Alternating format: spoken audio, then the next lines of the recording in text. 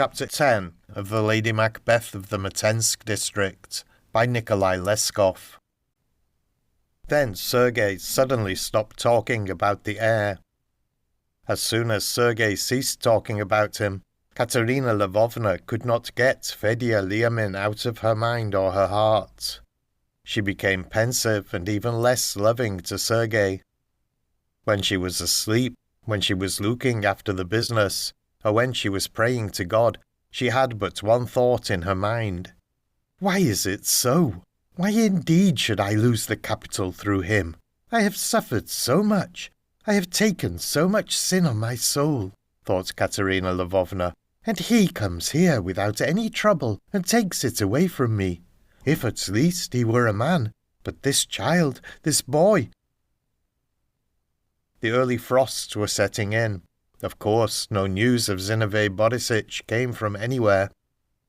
Katerina Lvovna became bigger and went about always more pensive. In the town there was much gossip about her. They wondered why the young Ismailova, who had so far been barren and had always grown thin and pined away, now suddenly began to grow larger. All this time the boyish heir, Fedya Liamin, wandered about the yard in his light white squirrel fur coat and broke the cat-ice on the puddles. "What are you doing there, Fedor Ignatitch?" cried the cook Atsinya to him as she ran across the yard. "Is it fit for you, a merchant's son, to poke about in the puddles?" But the heir, who was such a trouble to Katerina Lvovna and to the object of her affections, only frolicked about light-heartedly like a young kid, or slept tranquilly opposite his fond great-aunt, not thinking or realizing that he stood in anybody's way, or had diminished anybody's happiness. At last Fedya caught the chicken-pox, and besides had a bad cold and pain in the chest, so the boy was put to bed. At first he was treated with herbs and simples, but at last a doctor had to be sent for.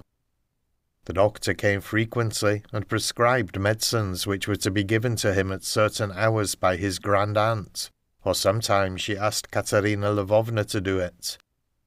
"Please, Katerinoshka," she would say, "you yourself will soon be a mother. You are awaiting the will of God. Be so good." Katerina Lvovna never refused the old woman. Whenever she went to the evening service to pray for the lad Fedor lying on the bed of sickness, or whenever she went to the early liturgy to get him consecrated bread, Katerina Lvovna would sit by the invalid, give him cooling drinks, and administer his medicine at the proper time.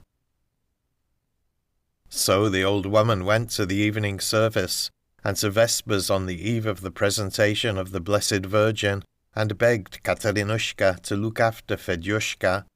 At that time the boy was already recovering. Katerina Lvovna came into Fedya's room. He was sitting up in bed in his squirrel coat, reading the Lives of the Fathers. "What are you reading, Fedya?" Katerina Lvovna asked as she sat down in an armchair. "I'm reading the Lives, Auntie." "Are they interesting?" "Very interesting, Auntie." Katerina Lvovna leaned on her hand and watched Fedya's moving lips, when suddenly she was seized as by demons escaped from their chains by her former thoughts of all the evil that this boy had caused her, and what a good thing it would be if he were not there. "Well, what then?" thought Katerina Lvovna. "He is ill. He has to take medicine. All sorts of things can happen during illness. One has but to say that the doctor made a mistake with the medicine. It's time for your medicine, Fedya." "Perhaps, Auntie," answered the boy, and emptying the spoon he added, "Auntie, these stories of the saints are very interesting." "Well, go on reading," Katerina Lvovna continued, and casting her eyes round the room with a cold glance, let them rest on the frost-covered windows. "I must order the shutters to be closed," said she, going into the sitting-room, and thence into the hall, and then upstairs into her own room, where she sat down. 5 minutes later, Sergei, in a Romanoff short fur coat, trimmed with thick sealskin, joined her there. "Have they closed the shutters?" Katerina Lvovna asked him. "They have closed them," answered Sergei, snuffing the candles with the snuffers, and stopped near the stove. They were both silent. "Vespers will not be finished soon today?" asked Katerina Lvovna. "Tomorrow is a big festival. The service will be long," answered Sergei. There was again silence.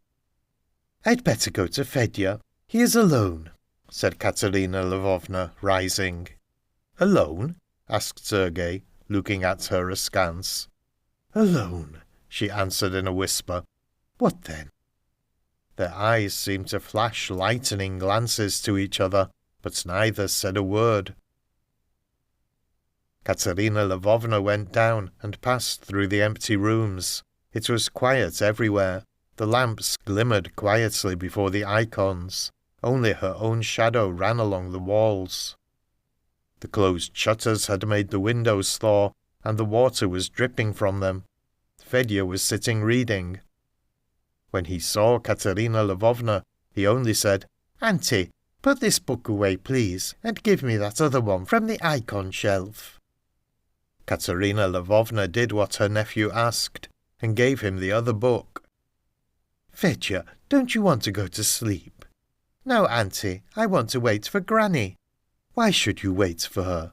"She promised to bring me a consecrated loaf from Vespers." Katerina Lvovna suddenly became pale.